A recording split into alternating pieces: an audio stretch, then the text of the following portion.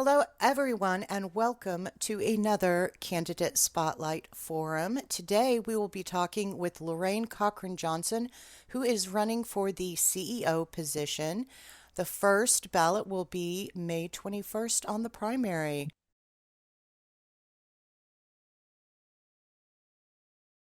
Thank you very much for being here, Ms.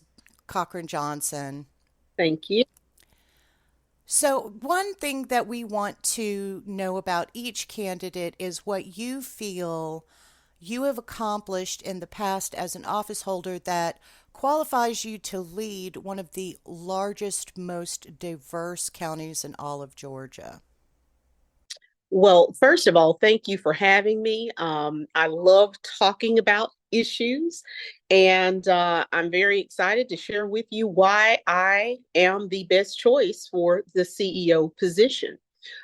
In terms of what I've done in my previous role that better prepares me, I am the commissioner who has presented national legislation on behalf of the people of DeKalb.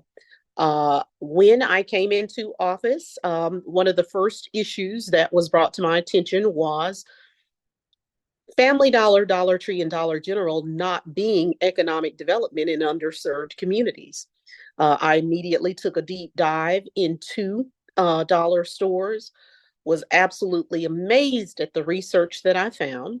So I aligned myself within a 6 month period with the Bill and Melinda Gates Foundation and the Institute for Local Self Reliance, requested a moratorium after determining that in District 1 there was only $1 store, District 2 held two, District 3, of course, had 27, District 4, 24, District 5 having a total of 17.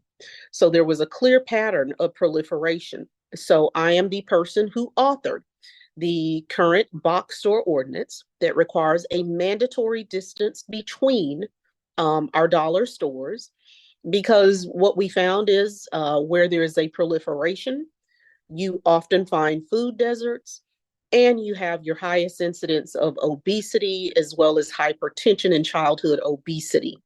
So what we did there literally has become a national model. That legislation is now used in 9 states and has earned us here in DeKalb County, as your commissioner, a national spotlight, being featured on both CBS Sunday Morning and the New York Times.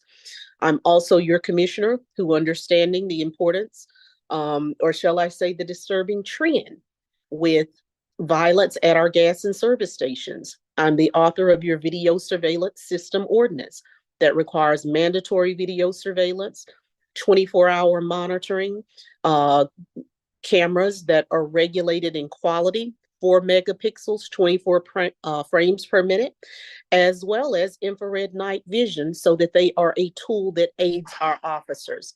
So we have seen a huge, shall I say, increase in usage of footage that is now clear so that it helps us in apprehension. Beyond that, from a fiscal standpoint, I have managed organizations, so I understand money. So consequently, I have been the chair of Public Works and Infrastructure for the past 3 years. It is the highest dollar volume committee by nature because it deals with infrastructure, it deals with roads, sewage, sanitation, water. That particular committee I instituted as a practice the requirement that we do audits of all contracts for 1 million or more. As a result, I've saved taxpayers over $92 million. Some dollars were just simple audit errors in terms of addition and subtraction, mathematics. But nonetheless, $92 million I've saved our taxpayers, and I've successfully allocated over $1.4 billion, which is the largest appropriation by a sitting commissioner in the history of DeKalb County.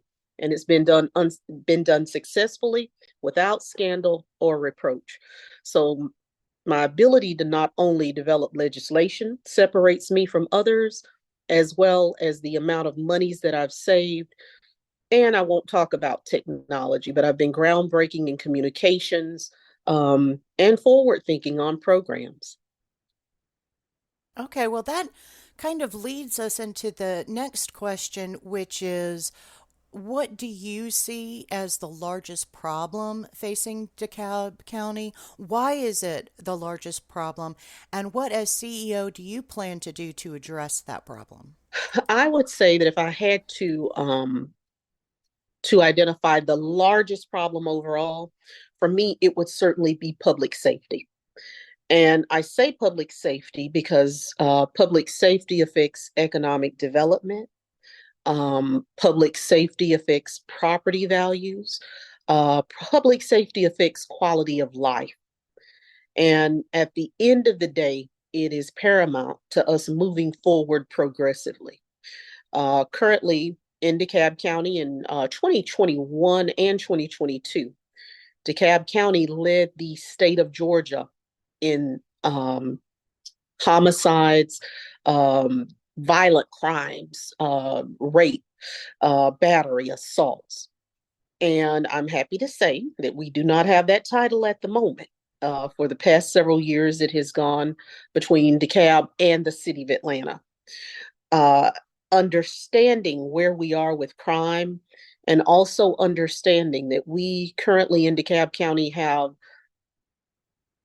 a very low level of police presence. According to the FBI standards, there should be 2.4 officers per thousand. That is considered ideal per thousand residents. Currently in DeKalb County, we have one per thousand.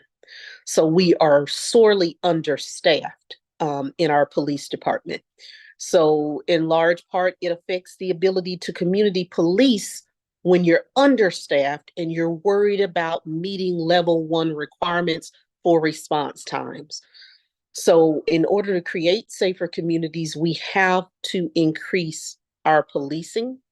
We have to reimagine policing so that we do more community policing where there is a presence. We also have to reevaluate, in some instances, I believe, service requirements. Because in DeKalb County, if loitering occurs, it is required that the property owner request service. But in Cobb County, Gwinnett, and others, there's just a natural enforcement by officers when they see loitering occur. So, what I've found is we place sometimes business owners who must operate within a community in an adverse position when we arrive on site and say, we've received a call. I think there's a different way of handling such issues, which will cut down, particularly at areas where there's high incidence of crime and violence. I also want to acknowledge the importance of raising the salaries of officers. In 2022, we conducted a study that was regional. And after the completion of that study, it was actually instituted, or shall I say, spearheaded by the administration. And when I say administration, that refers to the CEO's office. We rose the salary of our police officers to $55,000. I believe we made an error in judgment there because by and large, we are not competing regionally for police. We're not competing perhaps with Nashville and Birmingham, Alabama, and the Carolinas. We are competing in the metro area. And in the metro area, it's very easy for those who do the research to understand that Brookhaven, Sandy Springs, and Dunwoody have the highest paid officers, and those officers are earning $65,000 to $70,000 annually. I believe in order for us to be more effective in recruiting, to narrow the gap between officers and ideal staffing, we must increase their pay. We also must look at incentives where we provide wraparound services like down payments for housing. And we also have to take a critical look at economics because oftentimes in government, we talk about the problem, but we don't talk about the root cause. And if you're very aware, you understand that economics is the primary factor that is associated with crime. So in America, we have an economic equity gap that we must bridge. And I think we do that through education, also through programming. I think all of those things are critical. All right. Well, when we're speaking about the CEO's office and oversight of its oversight of other public offices, one of the concerns that people in our community, the service area that the Belvedere Civic Club covers, is the number of vacant and blighted properties in DeKalb County. What actions do you think can be taken to take care of this issue? And what would you do to address the appearance or the feeling of no accountability when it comes to properties that DeKalb County owns that does not appear, at least to our constituents, to be under the same code enforcement rules that we must abide by? Understood. And how did I know? Because I've worked with Belvedere so closely that this was going to come. Um, because I know that there has been quite a bit of concern with blighted properties. I worked with you guys also on crime and at certain gas and service stations. But when we start to talk about blighted properties, let me tell you what I have already done. I sit before you, and I am the commissioner who funded the revitalization of the DeKalb County Regional Land Bank Authority. Now, for those of you who may be watching who do not understand what a land bank is, people often look to government to provide for them what they cannot provide for themselves. So, in many instances, we become what I define as a safety net. So, consequently, in many instances, we receive requests for services associated with housing. But in particular, with a land bank authority, we are now able, and we currently have almost 300 properties that are sitting in trust through the land bank. Because DeKalb County, we don't own houses. Oftentimes, they end up in our possession because they may be abandoned. Um, there may be, for some reason, the death of an individual and no family steps forward. And many of those properties become blight in our community. And with a land bank, we are now able to take those properties, cleanse the title, and reintroduce them to community as affordable housing and get them into productive use and ultimately back on the tax roll. So in 2019, I funded the $200,000 out of discretionary funds to revitalize the Land Bank Authority. I also think that it's really important to talk about code enforcement because many of the conditions that I've seen, I became a commissioner in 2019. So I am the most junior individual who is seeking the position of CEO out of the current candidates. And in 2019, when I came on board and began to fully understand the importance of code compliance, our current code compliance division is responsive. It is not proactive besides the corridor sweeps that I requested. So how code enforcement works is if you see any of our 7 deadly sins, high grass and weeds, open storage, cars parked on grass, immobile vehicles, etc., you call and you make a report. And of course, code enforcement is then dispatched and they will cite the individual if they see the conditions that you say. But I believe that we have to go to a more proactive stance. It makes no sense to drive past 5 infractions to cite the one that was reported. I believe that we have to also be more strict in our requirements with individuals who choose not to be good neighbors.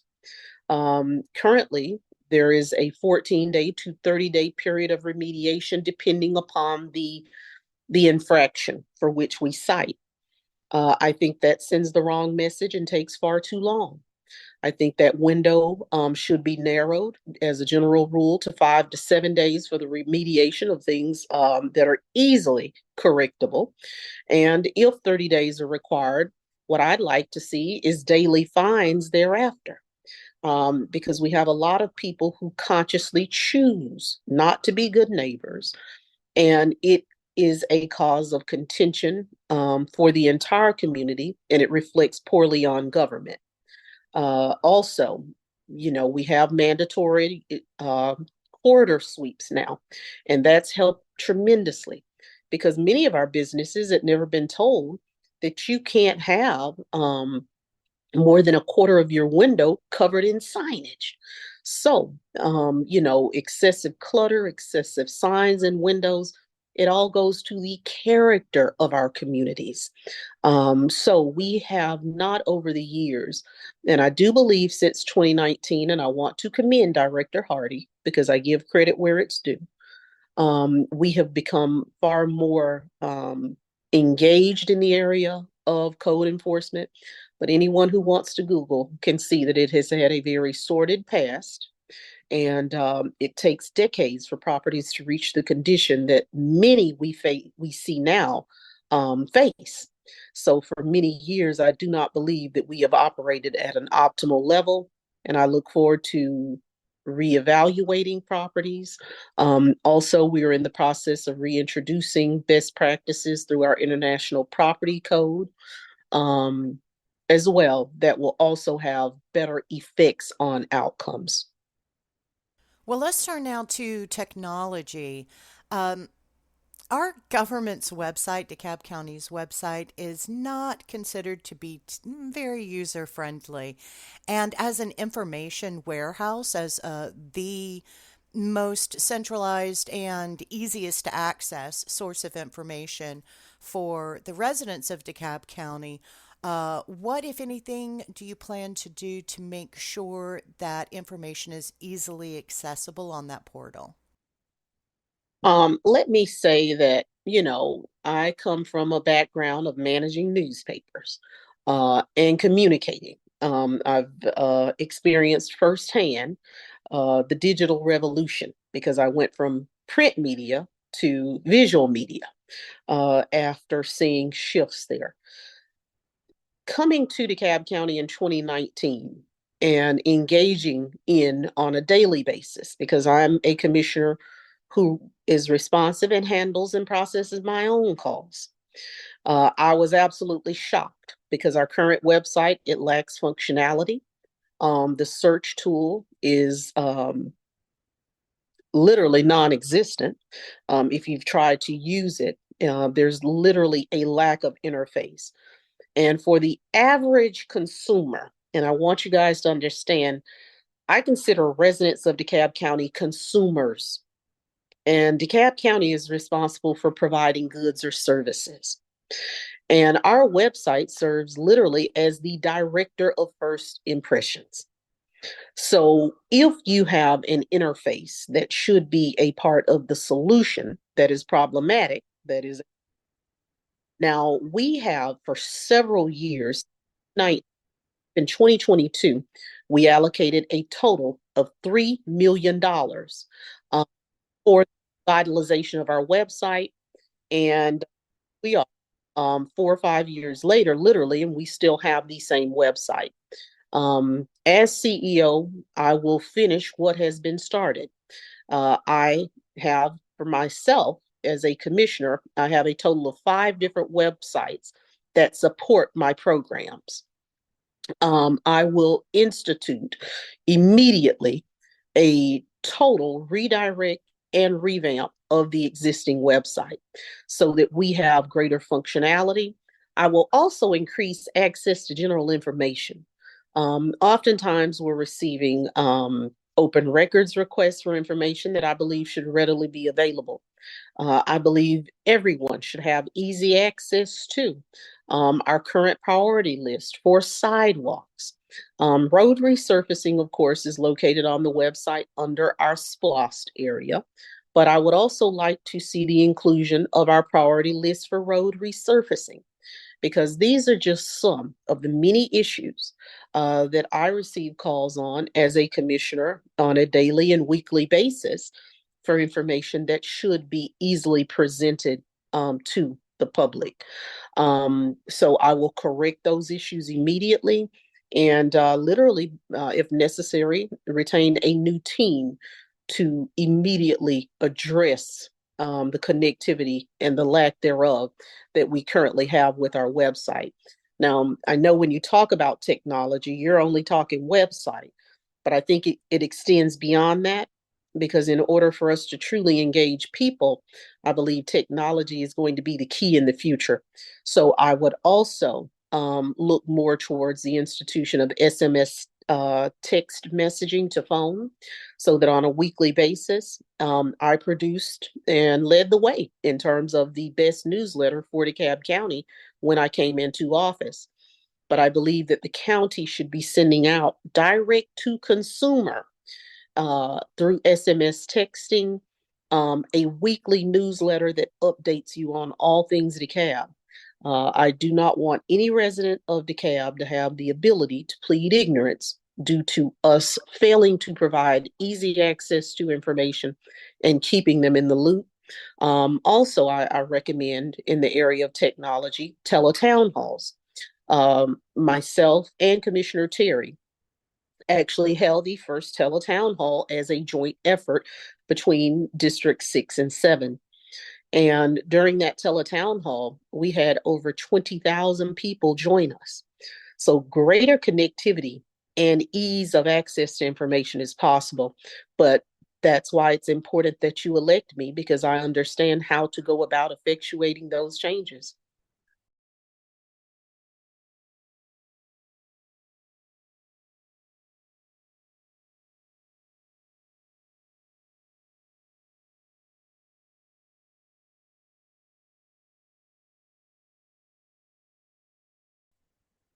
Well, let's turn a little more narrowly now, speaking specifically about Belvedere Park and the people that are most likely to see this video. We, of course, do have a large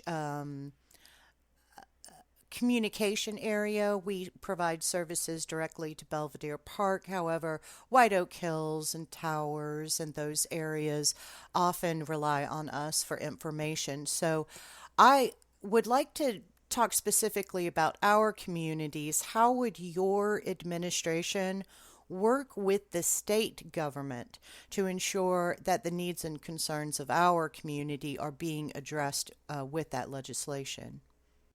Well, let me say that, when it comes to our different communities across DeKalb County, I've already been on the front line. I know that several issues that have been brought to me concerning not only legislation, but local crime, code compliance. I believe one of the stores is called the Chico store. Where I received calls indicating that there were, of course, high incidents of of violence and crime, and also prostitution was brought to my attention. So as a result, I worked with our local police department. We set up an undercover sting that resulted in the arrest of approximately 9 individuals. So whether it's on the local level or whether it's on the state level, oftentimes when we talk state, you're talking about the dissemination of resources that are sent down from the federal level. And therefore, it's really important that you have someone who fully understands the needs of each individual community because the needs in Belvedere are totally different from the needs along North Druid Hills in many instances. Um, the foundation of it all should be good government, but understanding the diversity of needs and addressing those particular issues. The Belvedere community in particular is in the process of gentrification. Also, due to your proximity to the city of Atlanta and downtown, you're seeing in that area escalations in property values. And I do believe that with strategic focus, one of the things that I think would be great for the Belvedere community is a small area plan where we go in and we determine what the community desires for years to come.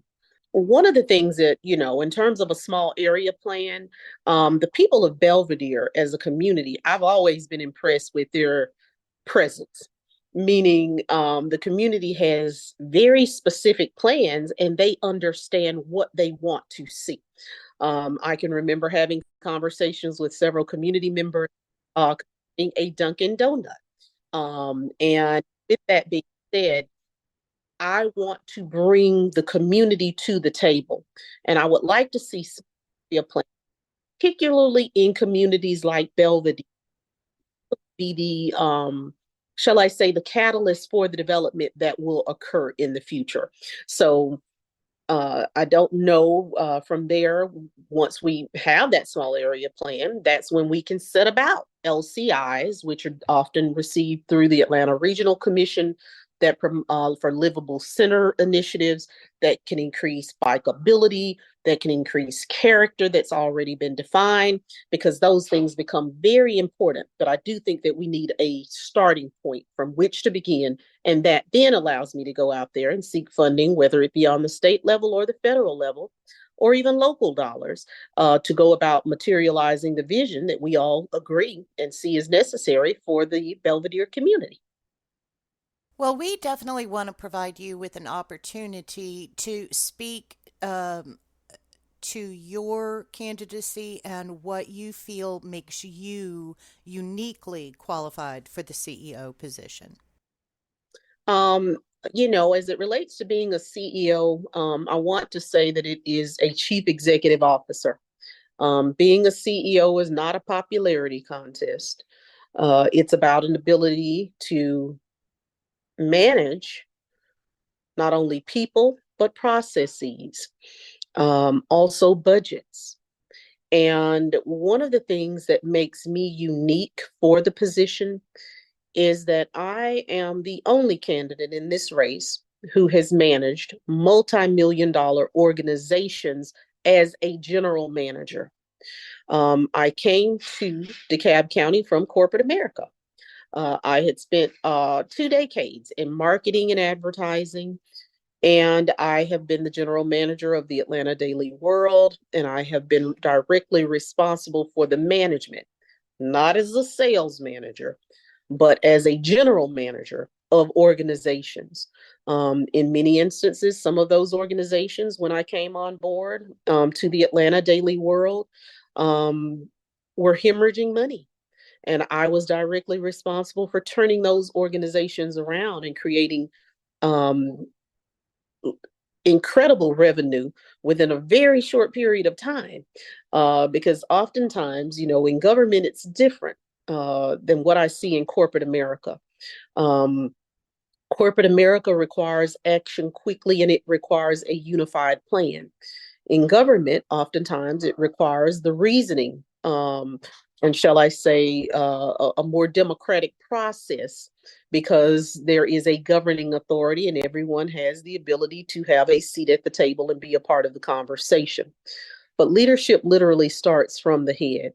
So I possess that unique ability to come into an organization, to assess its current condition, to determine best courses of action, and also to hire individuals and bring online folks that have the capacity to achieve the goals of the organization.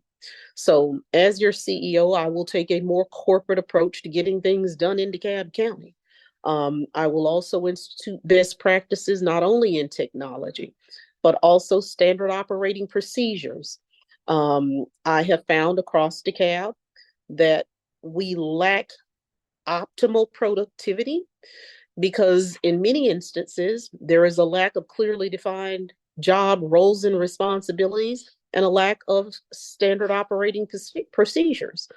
So I would begin with a baseline approach of evaluating each and every department that we have, determining current SOPs, standard operating procedures, reviewing each and every job function and description, because ambiguity leads to a lack of accountability.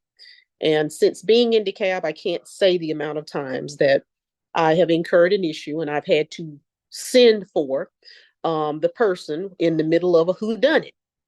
And at the end of the day, it was very hard to hold anyone accountable because we had never vested responsibility. So through me, you will see immediately a more accountable government, a more accountable set of departments, and also in terms of organizational structure, I have done this before in terms of walking in, determining what we have, what we need, and cutting back the fat and redefining certain departments in order to better achieve organizational goals. So those are unique characteristics that I have, or shall I say, plain and simple empirical knowledge that others may not. But I have a track record of doing what I'm asking to do on behalf of the people.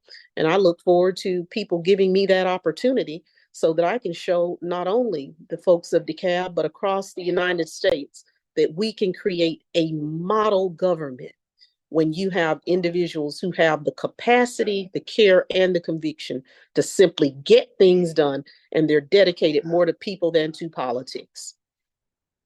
Well, we want to thank you very much for your time today, taking time out of your busy campaign schedule to spend some time with us. So, thank you very much, Mrs. Lorraine Cochran-Johnson, and good luck with your candidacy. Thank you. I appreciate the opportunity to chat with you this morning.